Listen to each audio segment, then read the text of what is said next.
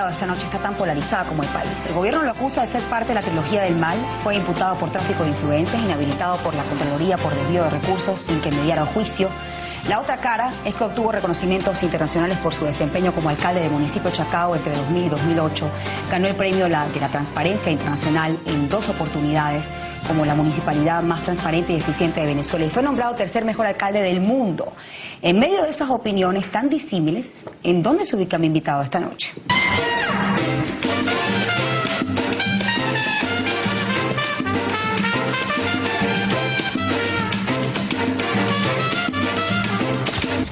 Sin embargo, le decimos al Tribunal Supremo de Justicia que nosotros, amarrados a la Constitución, al artículo 42, al artículo 65, le estamos diciendo a Venezuela que es el pueblo y solo el pueblo el que habilita e inhabilita, solamente el pueblo. Y alguien me preguntaba esta mañana, ¿por qué estás presentando un plan de gobierno? Y la respuesta es, porque aquí estoy de la mano con Antonio Ledesma.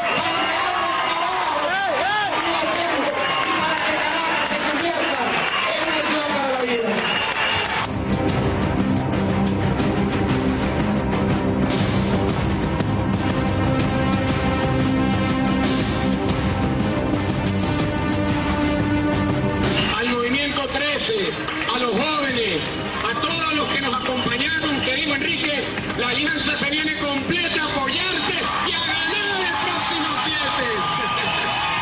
Y a ganar con entusiasmo.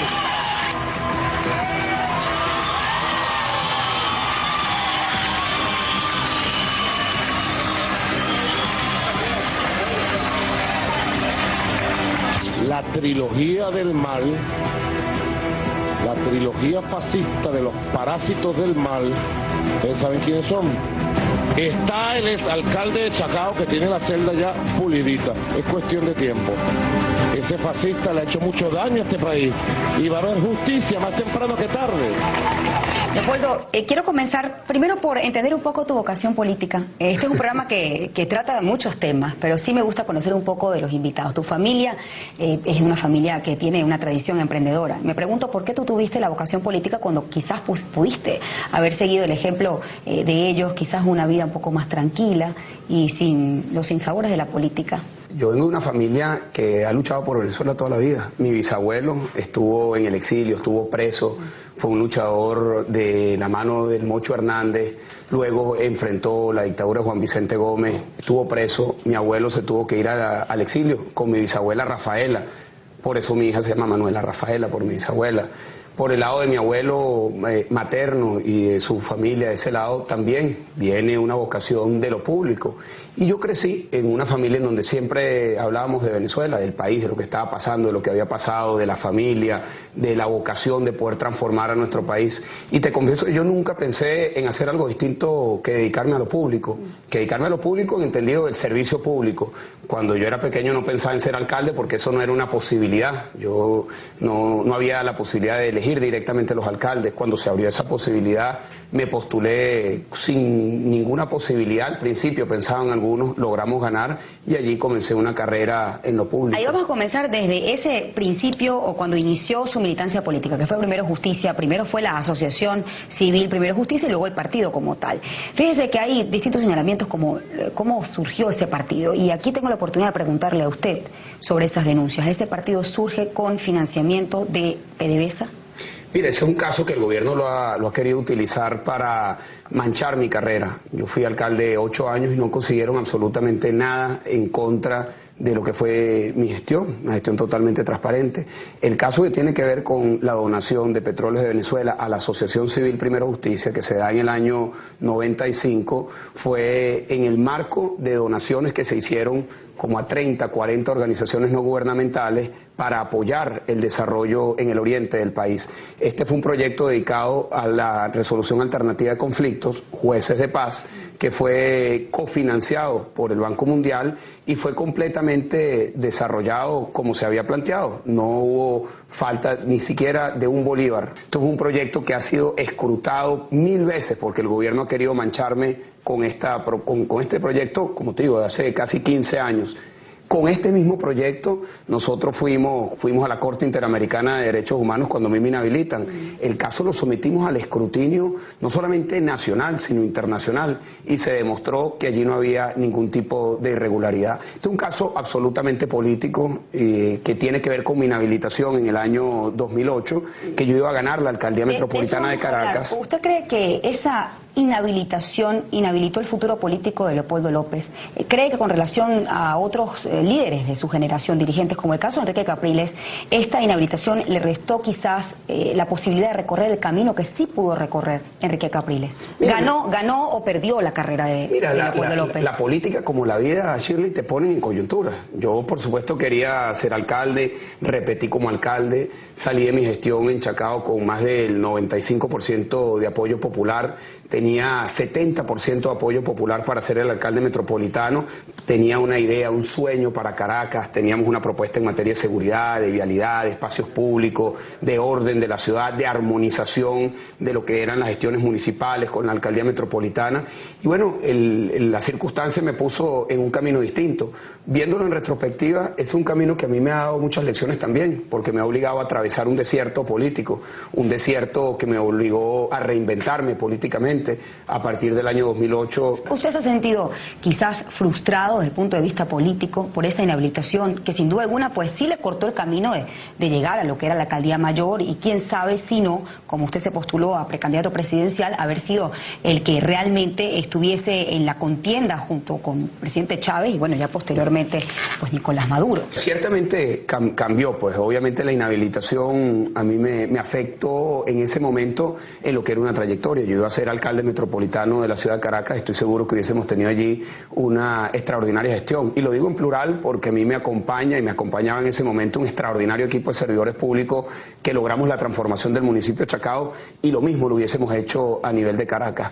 Pero uno no escoge, Shirley, lo que sucede en la vida. Lo que sucede uno tiene que enfrentarlo y asumirlo. Yo tengo una vocación de servicio público, yo tengo una vocación de transformar a mi país, de contribuir con la construcción de la mejor Venezuela, y la inhabilitación no me detuvo en esa visión, en esa entrega, en esa pasión, una pasión por Venezuela, y me dediqué desde ese momento a recorrer un camino quizás más lento, pero que me ha dado muchas lecciones, el camino de recorrer y conocer muy bien a mi país, de conocer pueblo a pueblo, de conocer todos los caminos, las carreteras, la gente, la cultura, los acentos, los problemas, las carencias, los sueños de los venezolanos. Yo llevo desde el año 2008 ya 6 años recorriendo el país, 5 años recorriendo el país, recorriendo sin parar. Vengo hoy del estado Táchira, el estado Mérida, llego directo, y eso para mí ha sido una lección también de articular ese sueño de manera colectiva, porque no es solo mi sueño. Hoy tenemos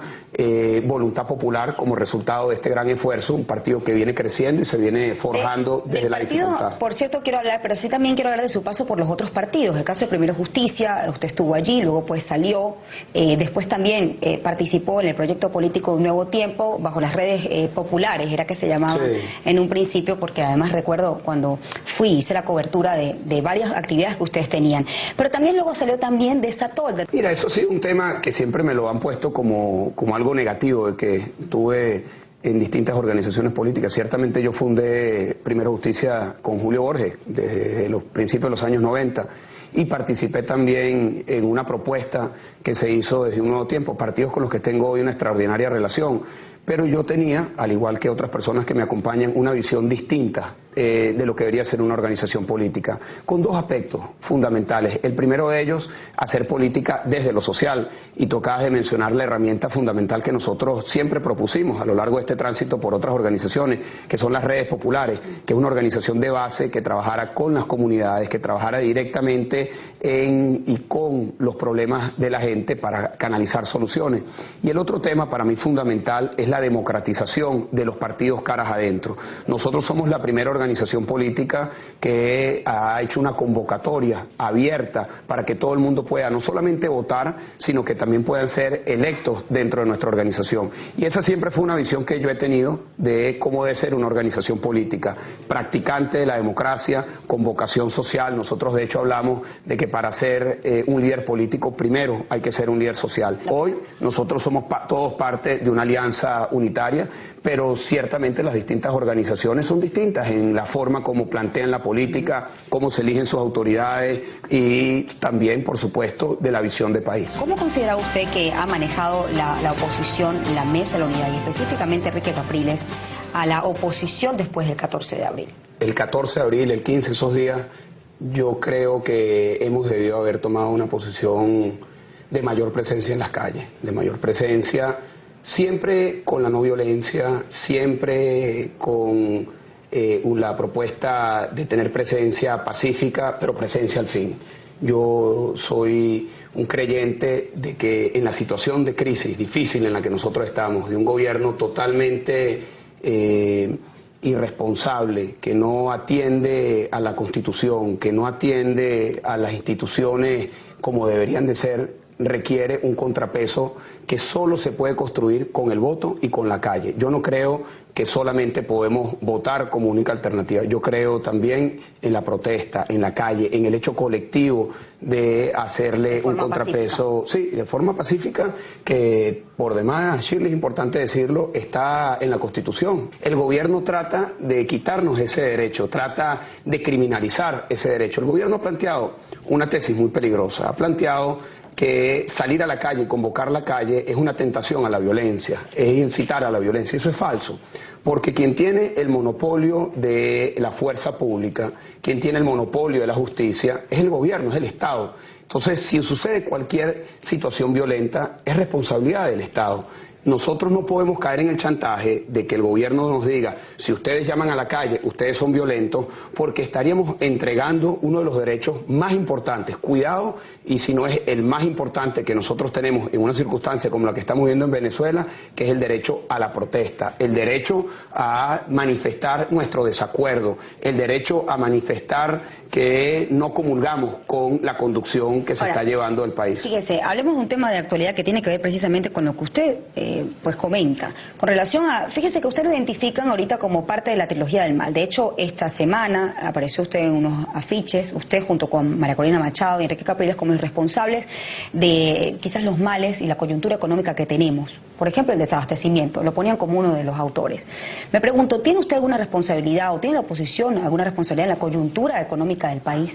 ¿Cómo se defendería usted de esos argumentos? Bueno, lo primero que yo creo que la gente no es tonta, ¿no? La gente sabe cuál es la responsabilidad de quién. Primero hay que señalar que esa es una práctica fascista, es una práctica similar a lo que ocurrió en Alemania en los años 30, casi que calcada. Han salido en estos días comparaciones de esos afiches con afiches que se ponían en la Alemania de los años 30, son muy parecidos. Por otra parte, la responsabilidad del manejo de la economía es del gobierno, es del Estado, es de Nicolás Maduro. El problema del desabastecimiento tiene que ver con la política de haberle caído a palos a la producción nacional durante todos estos años, con las expropiaciones, con los controles, con poner siempre en la acera enfrente a la producción nacional, al sector privado, al sector productivo, que es lo que hizo Nicolás Maduro hoy nuevamente, tratar de echarle la culpa a quienes deben de ser los principales aliados para salir de esta crisis económica, que son los venezolanos que producen, que son los venezolanos que tienen la capacidad, el talento, la dedicación, el esfuerzo y las ganas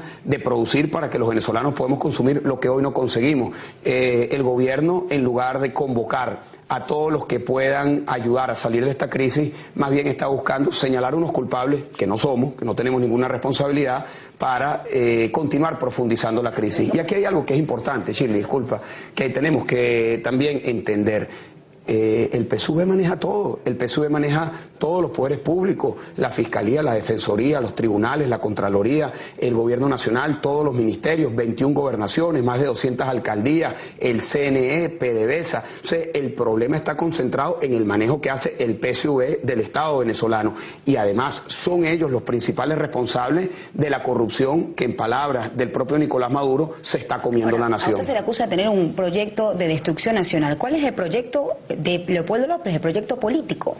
Bueno, nosotros tenemos nuestro proyecto político, lo hemos llamado La Mejor Venezuela.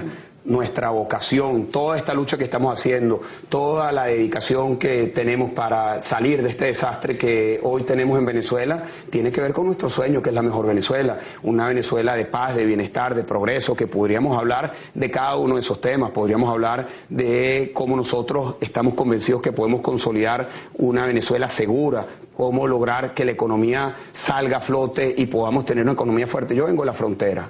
Hoy nosotros somos el país pobre de la frontera. Hace 15, 20 años éramos el país rico de la frontera. Hoy nuestra moneda devaluada, nuestra economía por el piso, la inseguridad por el piso, que era el cuento hace 15, 20 años al revés, que era la realidad de Colombia hace 15, 20 años. ¿Culpa de quién es eso? Es culpa del gobierno. Usted hace unos días estuvo en Apure, en Guasbalito, y sucedió algo que quizás conmocionó a la opinión pública, tanto de la oposición como del gobierno. Usted derribó una estatua de Fidel Castro. Yo me preguntaba si una persona comulga con el proyecto bolivariano y quizás también comulga con Cuba, ¿cómo se vería esa persona en un proyecto político liderado por usted? Mira, para precisar, eso fue el pueblo, fue la gente del Amparo que tumbó no solamente la estatua de Fidel Castro, sino la de Marulanda también, en donde participó incluso el artista que puso esas estatuas allí.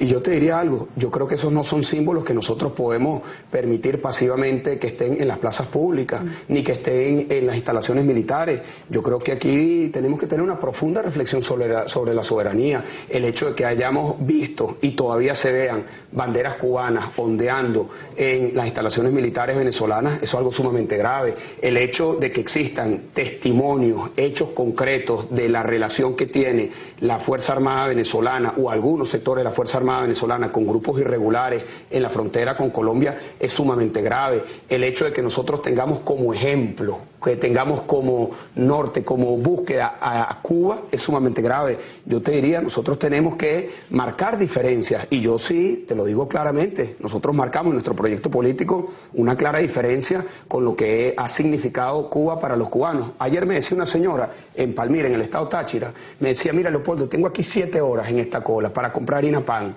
Esto es Cuba y yo no quiero vivir en Cuba, yo quiero vivir en una Venezuela en donde podamos conseguir lo que buscamos, podamos tener el dinero para pagar lo que necesitamos y podamos estar tranquilos en las calles. Yo comulgo con esa visión de esa señora, que es lo que recojo en toda Venezuela. Fíjese, precisamente hoy Enrique Capriles tuvo una audiencia con el Papa Francisco y él pedía entendimiento y diálogo. Yo me pregunto, ¿hay voluntad de diálogo de parte de la oposición, de parte de Leopoldo López, de sentarse con un presidente al cual ustedes no reconocen? Nosotros hemos tenido la vocación de diálogo en todo momento.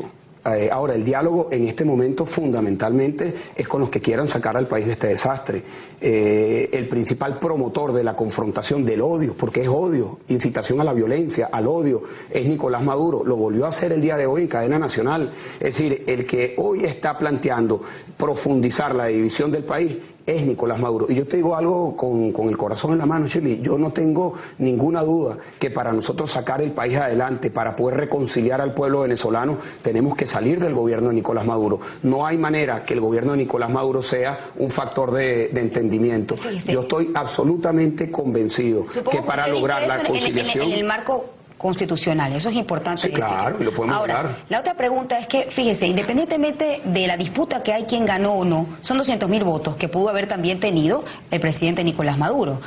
Yo me pregunto, ¿qué pasa con esa otra parte del país? Usted dice, bueno, hay que salir del presidente Nicolás Maduro desde el punto de vista constitucional, según los mecanismos constitucionales electorales, pero la pregunta es, ¿qué pasa con ese otro país que sí votó por eso? Son 200.000 votos, hay otra mitad que hay que reconocer. La carga de la duda la tiene el propio Nicolás Maduro, el TCJ y el CNE cuando no hicieron las auditorías. Si hubiesen hecho las auditorías de revisar los cuadernos, de verificar que no votaron los muertos o que no votaron los venezolanos que están en el exterior, obviamente no tendríamos duda. Yo no tengo duda que Nicolás Maduro se robó las elecciones en complicidad con el CNE y con el TCJ. Ahora, eso es lo que nos ubica a nosotros en el aquí y en el ahora, es una posición política, constitucional y moral de asumir la salida de este desastre, un gobierno antidemocrático, corrupto e ineficiente, por las vías constitucionales, claro que sí, pero la Constitución ofrece vías constitucionales, la Constitución ofrece vías, no una, varias, que nos permitirían a nosotros, con lo más importante, que es con la mayoría de los venezolanos, salir de lo que hoy, para mí, es el rostro la personificación del desastre, de un país cayéndose a pedazos, que es Nicolás Maduro. Hubo un discurso donde se dijo que habían 3 celdas, que una de ellas pudiese ser para usted. ¿Cómo maneja la familia de Leopoldo López, cómo maneja Leopoldo López la posibilidad de que usted no vea todos los días a su familia, que usted realmente lo pongan preso? ¿Cómo lo manejan? No, sin duda, claro que lo hemos pensado. Y yo, gracias a Dios, cuento con una familia, con mi esposa Lilian, con mi madre, con mi padre, con mis hermanas, que han sido mi principal punto de apoyo.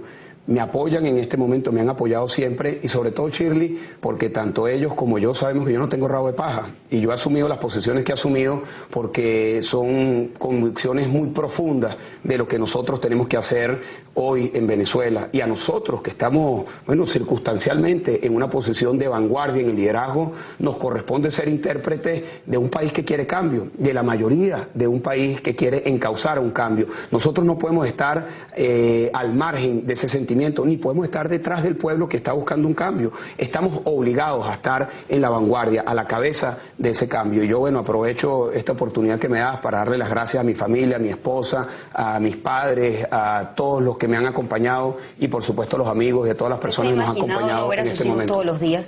Sí, te lo digo que sí, porque esa amenaza de que vaya preso es una amenaza real, una amenaza que la ha dicho Nicolás Maduro en cadena nacional 18 veces las últimas 6 semanas.